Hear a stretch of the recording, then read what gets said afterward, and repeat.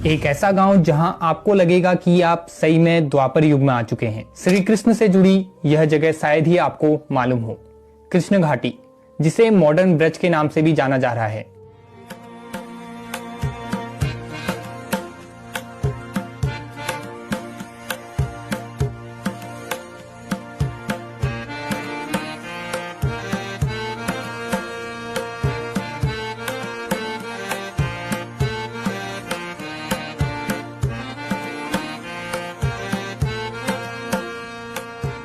यहाँ आपको लगेगा कि आप पुराने समय की ब्रज भूमि में पहुंच गए हैं, जहाँ सभी लोग आपको धोती कुर्ता पहने, सर पर तिलक लगाए और वहीं औरतें साड़ी में नजर आएंगी। रास्ते में लोग मिलेंगे तो वो आपसे हेलो हाय नहीं बल्कि हरे कृष्णा बोल के आपको नमन करेंगे। लेकिन हैरान तो आप तब हो जाओगे जब आपको पता चलेगा कि यह जगह भारत में है ही नहीं। कृष्ण घाटी, इंग्लिश में कहें तो कृष्णा वैली, 660 एकड़ में फैला यह गांव यूरोप में स्थित है। बुदापेस्ट, जो कि हंगरी की राजधानी है, वहां से यह गांव 180 किलोमीटर साउथ वेस्ट डायरेक्शन में स्थित है, जहां हमारे भारतीय लोग अपनी संस्कृति को भूल वेस्टर्न कल्चर को अपना रहे हैं। वही विदेशी लोग अपने कल्चर को छोड़ हमारी संस्कृति को अपना रहे हैं और साथ ही साथ इसका महत्व भी समझ रहे हैं। ऐसा ही एक उदाहरण है हंगरी का यह छोटा सा गांव कृष्णा घाटी, या कहे Krishna valley, also known as new Brajdham.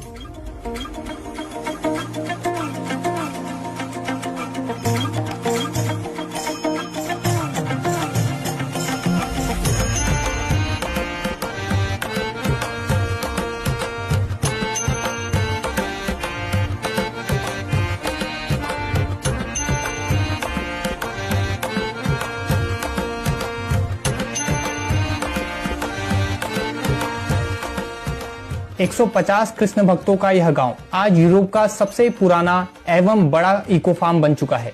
परंतु क्यों खास है यह यूरोप का गांव और क्यों इसे न्यू ब्रजधाम कहा जा रहा है? इस गांव को सबसे खास बनाती है यहाँ के लोगों द्वारा अपनाया गया वैष्णव कल्चर। कृष्णा वैली, जो कि हमारे भारत से 4 से 5 हजार किलोमीटर की दूरी पर है, परंतु इतने दूर होकर भी इस गांव के लोगों ने हमारे सनातनी धर्म को अपनाया ही नहीं बल्कि उसे यहाँ के लोगों ने अपने जीवन में ढाला भी है।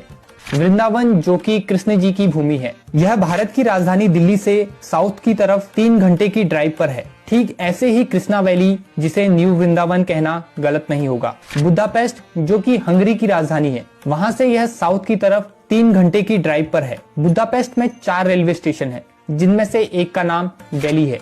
परंतु कैसे सबसे अलग है यह कृष्णा वैली? अगर आप यहाँ के प्रवेश द्वार से अंदर एंटर करेंगे तो आप पाओगे एक बिल्कुल अलग दुनिया, एक ड्रीम विलेज, यानी कि सपनों का गांव। अगर आप भी नेचर लवर हो और भगवान में आस्था रखते हो तो आपने भी ऐसी जगह रहने का सपना देखा होगा। कृष्णा वैली को बिल्कुल वृंदावन की तरह बनाया गया है। चारों तरफ हरे भरे पेड़, पशु पक्षी, साथ ही ऐसे स्ट्रक्चर्स बनाए गए हैं जो कि आपको भगवान श्री कृष्ण की नगरी वृंदावन की याद दिलाते रहे। इस वैली से होकर बहने वाली नदी को यमुना भी कहा जाता है। भारत की ही तरह यहाँ भी नहाने का स्थान सीढ़ियों के रूप में बनाया गया है, जहाँ महिलाएं और पुरुष अलग अलग स्नान करते हैं। आप देखोगे कि यहाँ के लोगों ने अपना पहनावा, खान पान, रहन सहन और दिनचर्या सभी हमारी भारतीय संस्कृति के अनुसार की है। यह गांव पूरी तरह से आत्मनिर्भर है। यहाँ खेती जैविक यानी कि ऑर्गेनिक आधार पर बिना किसी रासायनिक पदार्थों के इस्तेमाल के की जाती है। हमारे देश की ही तरह यहाँ भी जानवरों की सेवा की जाती है। मुख्य रूप से गाय को माता माना जाता है और दुग्ध उत्पाद जैसे कि दूध, दही, घी इत्यादि प्राप्त किया जाता है। आपको यहाँ डेयरी फार्मिंग, बी फार्मिंग और कई ऑर्गेनिक फार्मिंग देखने को मिलेंगे। खेती भी यहाँ पारंपरिक रूप से बैलों से होती है और कोई भी सामान ले जाने के लिए बैलगाड़ी का इस्तेमाल होता है। यहाँ आपको गौशाला भी देखने को मिल जाएंगे, जहाँ इन जानवरों को रखा जाता है और इनका पालन पोषण किया जाता है। यहाँ के सभी लोग पूरी तरह से शाकाहारी हैं। यहाँ आपको राधा कृष्ण जी का भव्य मंदिर भी मिल जाएगा, जहाँ आपको सुबह शाम भजन सुनने को मिलेंगे।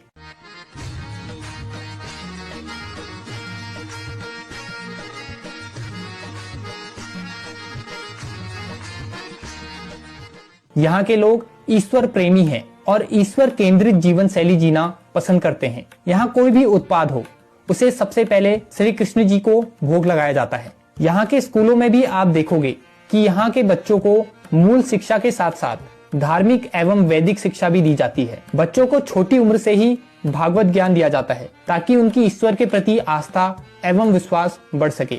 आपको यहाँ एक गेस्ट हाउस, एक शुद्ध शाकाहारी रेस्टोरेंट और अन्य अतिथि सुविधाएं मिल जाएंगी। कृष्ण घाटी में हर साल 30,000 से भी ज्यादा टूरिस्ट आते हैं, जिनमें से 10,000 तीर्थ यात्री होते हैं।